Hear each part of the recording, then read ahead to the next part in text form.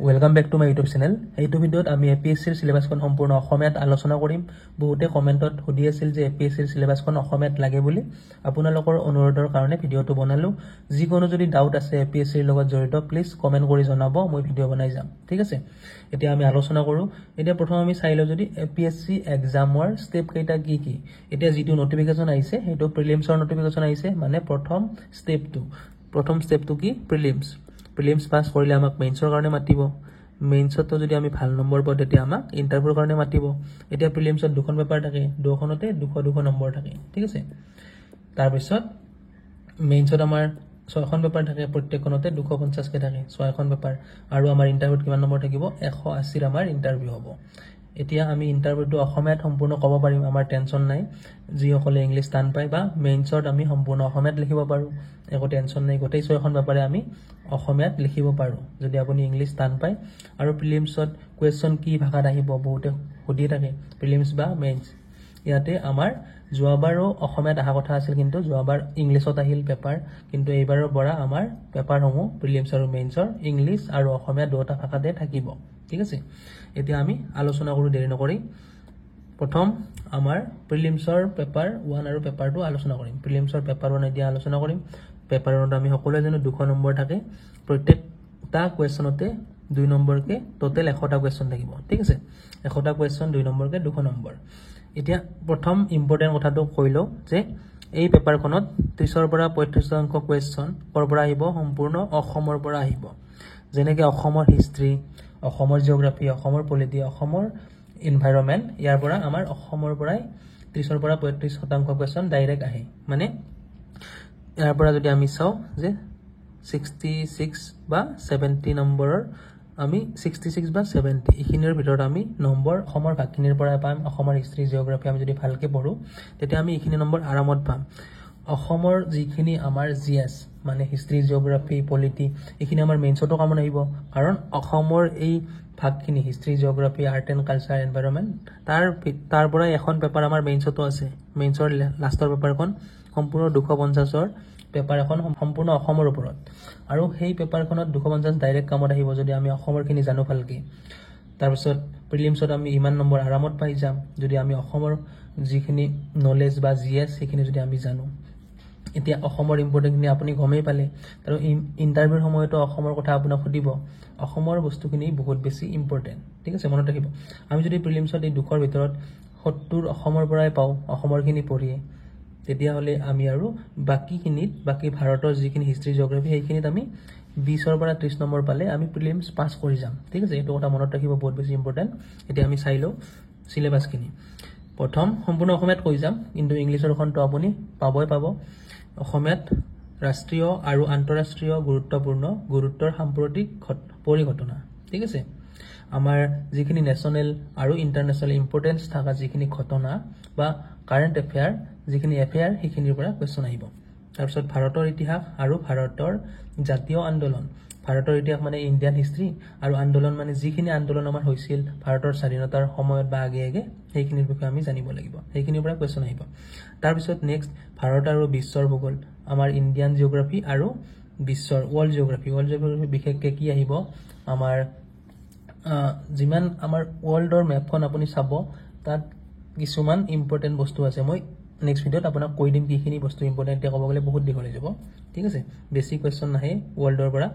আমাৰ জিঅগ্ৰাফি যিমানখিনি ভাগ আছে, যেনেকৈ ভৌতিক জিঅগ্ৰাফি, সামাজিক জিঅগ্ৰাফি, অৰ্থনৈতিক জিঅগ্ৰাফি, এই তিনিটা জিঅগ্ৰাফিৰ ভাগ ভাৰতৰ আৰু বিশ্বৰ, এইখিনি পঢ়িব লাগিব। তাৰপিছত ইয়াৰে আৰু কিছুমান ইম্পৰ্টেন্ট টপিক আছে য'ৰ পৰা বেছি কুৱেশ্যন আহে, সেইখিনিও মই আলোচনা কৰিম নেক্সট ভিডিঅ'ৰ পৰা। কমেণ্ট কৰি জনাব যদি আপুনি পোৱা নাই এতিয়ালৈকে ইম্পৰ্টেন্ট টপিকসমূহ। তাৰপিছত ভাৰতৰ ৰাজনীতি মানে ইণ্ডিয়ান পলিটি লাগিব, ইণ্ডিয়ান গভাৰ্নেন্স লাগিব, আমাৰ সংবিধানৰ বিষয়ে জানিব লাগিব, সংবিধানৰ কুৱেশ্যন আহিব। ৰাজনৈতিক ব্যৱস্থা, পঞ্চায়তী ৰাজ, ৰাজহুৱা নীতি, অধিকাৰ, আমাৰ ৰাইটছসমূহ, অধিকাৰসমূহ। ঠিক আছে, ইয়াৰ পৰা কুৱেশ্যন আহিব। এইখন আমি প্ৰিলিমছৰ পেপাৰ 1 সিলেবাছ আমি আলোচনা কৰি আছো। তাৰপিছত অৰ্থনৈতিক আৰু সামাজিক উন্নয়ন, বহনক্ষম উন্নয়ন, দৰিদ্ৰতা, পভাৰ্টি, আকৌ অন্তৰ্ভুক্তি, জনগাঁথনি, সামাজিক খণ্ডৰ পদক্ষেপ ইত্যাদি। ঠিক আছে, তাৰপিছত পৰিৱেশ বিজ্ঞান আমাক লাগিব, জৈৱ বৈচিত্ৰ্য লাগিব, আৰু জলবায়ু পৰিৱৰ্তন। পৰিৱেশ বিজ্ঞান মানে আমি জানো এনভাইৰনমেন্টেল সায়েন্স জৈৱ বৈচিত্ৰ্য আৰু জলবায়ু পৰিৱৰ্তন বা ক্লাইমেট চেঞ্জ ইয়াত আমি বেছি পঢ়িব নালাগে ইয়াতে কৈয়ে দিয়া আছে যে বিশেষজ্ঞতাৰ প্ৰয়োজন নাই মানে বহুত বেছি পঢ়াৰ প্ৰয়োজন নাই নৰমেল ইয়াতে কি পঢ়িব লাগিব মই ভিডিও বনাই দিম সাবস্ক্ৰাইব কৰিব চেনেলটো যদি এতিয়ালৈকে কৰা নাই তাৰপিছত সাধাৰণ বিজ্ঞান আমাক জেনেৰেল সায়েন্স লাগিব ইয়াৰ পৰা কোৱেশ্চন আহে 6টা 7টা কোৱেশ্চন আৰামত আহি যায় এতিয়া আমি গম পালো ইখন আমাৰ এপিএসসি প্ৰিলিমছৰ প্ৰথম পেপাৰ আৰু ইখন পেপাৰত আপুনি কিমান নম্বৰ পাইছে হেইটোৱে নিৰ্ধাৰণ কৰিব আপুনি মেইনছ এক্সামত বহিব পাৰিবনে নোৱাৰে কাৰণ দ্বিতীয় পেপাৰখনত আমি ইয়াতে ধৰা বন্ধা দুখৰ ভিতৰত আমি 66 পাবই লাগিব ঠিক আছে 66 নম্বৰ আমি পাবই লাগিব ইখনৰ তেতিয়াহে আমি পাস কৰিম ঠিক আছে তেতিয়া আমি প্ৰিলিমছ পাস কৰিম ইখনত 66 পালে তাৰপিছত যদি আমি ইখন প্ৰথমখনত যদি দুখৰ ভিতৰত 100 মান পাও জেনেৰেল যদি হয় আমি তেতিয়া আমি প্ৰিলিমছ পাস কৰি যাম আৰু আমি মেইনছত বহিব পাৰিম যদি পেপাৰ আমাৰ মিডিয়াম আহে যদি পেপাৰ টান আহে তেতিয়া হলে আমাৰ প্ৰথম পেপাৰখনত 75 মানো কাট অফ যায় 75 পালে হৈ যাব যদি পেপাৰ বহুত সহজ আহে তেতিয়া আমাৰ 110 120 হ'ব পাৰে কিন্তু মই নৰমেল কৈছো যে 100 মান পালে আপোনাৰ টেনচন নাই আৰু ইখনত 66 পাব লাগিব দ্বিতীয় পেপাৰখনত ইয়াতে আমাৰ কি লাগে ইয়াতে আমাক লাগে কম্প্ৰিহেনশন ইংলিছৰ কম্প্ৰিহেনশন লাগিব যোগাযোগ দক্ষতাকে ধৰি আন্তঃব্যক্তিগত দক্ষতা ঠিক আছে যুক্তিসংগত যুক্তি বিশ্লেষণ যোগ্যতা তাৰ পিছত সিদ্ধান্ত লোৱা আৰু সমস্যা সমাধান কৰা ইংলিছত যদি কও এনেকুৱা হ'ব যে ডিসিশন মেকিং আৰু প্ৰবলেম সলভিং সাধাৰণ মানসিক ক্ষমতা বা ইংলিছত যদি কও জেনাৰেল মেন্টেল এবিলিটি তাৰপিছত মূল সংখ্যাৰ আমাৰ গণিতৰ মানে বেসিক গণিতখিনি আমাক লাগিব ঠিক আছে ইয়াতে লিখা আছে ক্লাস 10 লেভেল তাতকে ওপৰত আমাক নালাগে তাৰপিছত তথ্যৰ ব্যাখ্যা যেনেকৈ আমি তথ্যৰ ব্যাখ্যা কিহেৰে কৰো চাৰ্ট বনাই কৰো গ্ৰাফ ব্যৱহাৰ কৰো টেবুল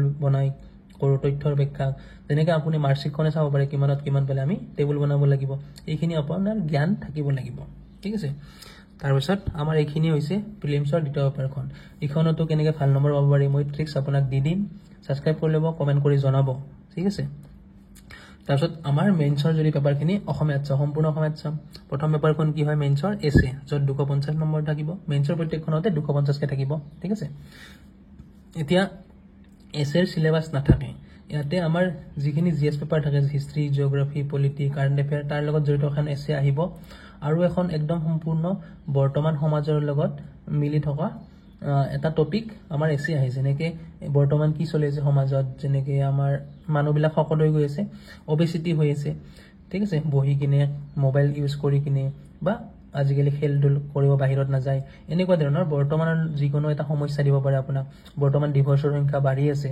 এনেকুৱা এটা টপিক দিব পাৰে আপোনাক ঠিক আছে বা বৰ্তমান লৰা ছোৱালী বিলাকে লিভিং ইন ৰিলেশনত থাকে এইটোৰ ওপৰত দিব পাৰে এনেকুৱা বৰ্তমানৰ লগত জড়িত এটা ঘটনা বা টপিক এটা দিব আৰু এটা টপিক দিব আপোনাক জেনাৰেল ষ্টাডিজ যিবিলাক আমাৰ টপিক আছে তাৰ পৰা দিব পাৰে এতিয়া তাৰ বিষয়ে আমি আলোচনা কৰিম এতিয়া দ্বিতীয় নম্বৰ পেপাৰখন কি হয় ভাৰতৰ ইতিহাস লাগিব এখনত ঐতিহ্য সংস্কৃতি আৰু সমাজ ভাৰত আৰু বিশ্বৰ ভূগোল ইয়াতে আমাক জিওগ্ৰাফি লাগিব হিষ্ট্ৰী লাগিব ঠিক আছে আৰ্ট এণ্ড কালচাৰ লাগিব সোসাইটিৰ বিষয়ে জানিব লাগিব এইখিনি আমাৰ টপিক ইংলিছ সিলেবাসখনটো আপুনি চাব এইখিনি সম্পূৰ্ণ অসমীয়াত দিছো যেহেতু তাৰপিছত তৃতীয় পেপাৰখন কি আছে ইয়াতে আমাৰ শাসন ব্যৱস্থা লাগিব আমাৰ ভাৰতৰ সংবিধানৰ বিষয়ে জানিব লাগিব ৰাজনীতি পলিটি জানিব লাগিব সামাজিক ন্যায় আৰু আন্তঃৰাষ্ট্ৰীয় সম্পৰ্ক এইখিনি হল পেপাৰ 3 সিলেবাস তাৰ পিছত কাগজ 4 বা পেপাৰ 4 এইখিনি মেইনছৰ কৈ আছো প্ৰযুক্তি লাগিব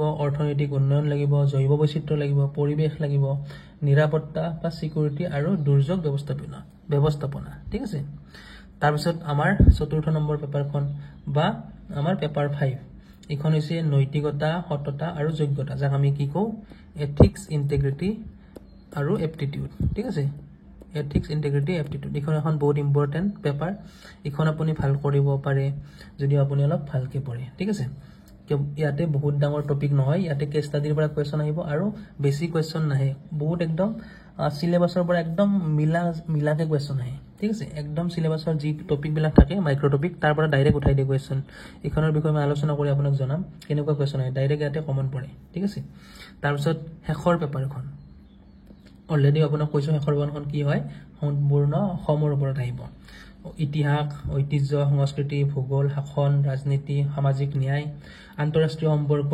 অৰ্থনৈতিক উন্নয়ন জৈৱ বৈচিত্ৰ্য পৰিৱেশ সুৰক্ষা আৰু দুৰ্যোগ ব্যৱস্থাপনা এই গোটেইখিনি কিহৰ সম্পূৰ্ণ অসমৰ পৰা 250 নম্বৰ এতিয়া আমাৰ লাষ্টত কি থাকিল ইন্টাৰভিউ থাকিব 180 নম্বৰ ইয়াতো আপুনি অসমীয়াত সম্পূৰ্ণ ইন্টাৰভিউটো দিব পাৰিব এতিয়া আপোনাক দুটামান ইম্পৰ্টেন্ট কথা কৈ দিও নেক্সট এটা ভিডিও বনাই দিম মই কি কি কিতাপ পঢ়িব লাগে অসমীয়াৰ কাৰণে অসমীয়া বুক লিষ্ট হওক বা ইংলিশে হওক যি লাগে কমেন্ট কৰি জনাব দুখন কিতাপ আপুনি এতিয়াই কিনি থব আসাম ইয়াৰ বুক যিখনে আপোনাৰ অসমৰ যিখিনি history geography art and culture এখনত কামত আহিব আসাম ইয়াৰ বুকখন কিনি লব যদি এপিএসসি হসাকে দিম বুলি ভাবি আছে আৰু এখন কিতাপ কিনি লব আপুনি এটলাস বুলি আছে এটলাস এখন মেপৰ কিতাপ হয় আৰু ইখনত আপুনি ওয়াৰ্ল্ডৰ মেপখন পৃথিৱীৰ মেপখন চাব আমাৰ অসমৰ মেপখনৰ কাৰণে আপুনি অসমৰ মেপখন চাব বাউণ্ডাৰীখিনি চাব তাৰ পিছত আৰু বাকি কিতাপখিনি আপোনাক পিছত কৈ দিম এতিয়া মেইনছ কেতিয়া হ'ব আমি প্ৰিলিমছ জুনত চাগে আপুনি নটিফিকেশন চাইছে জুনত হ'ব 1 জুনত আমাৰ প্ৰিলিমছ হ'ব তাৰ 3 মাহ পিছত আপোনাৰ মেইনছ হ'ব তাৰপিছত প্ৰিলিমছৰ আমি তাৰিখ গমে পাইছো ফৰ্ম ফিল আপ কেতিয়াৰ পৰা আমি 28 মাৰ্চৰ পৰা ষ্টাৰ্ট হ'ব একদম 28 এপ্ৰিললৈকে থাকিব চাগে ঠিক আছে 28 এপ্ৰিল 2025 লৈকে থাকিব আৰু এতিয়া কমেন্ট কৰি জনাব নেক্সট ভিডিঅত মই অসমীয়া কিতাপৰ বুক লিষ্ট আনি দিম প্লিজ কমেন্ট কৰি জনাব থ্যাংক ইউ